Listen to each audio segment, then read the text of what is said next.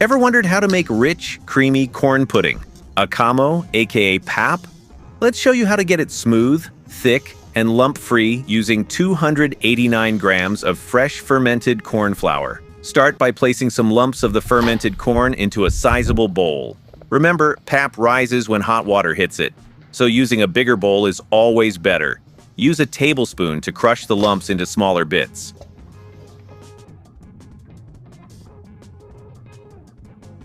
Then, add cool water bit by bit, mixing until it's smooth with no lumps.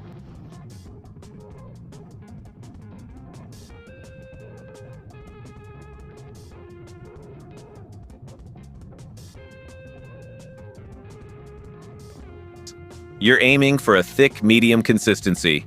We used about 100 milliliters of water.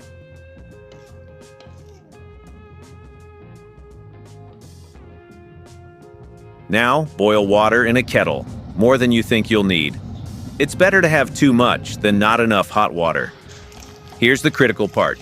Pour in the boiling water slowly while stirring the pudding. Keep going until it starts to thicken. As it sets, reduce the water flow and stop stirring. Let it finish setting. Now give it a final good stir. That's it. Your creamy corn pudding is ready.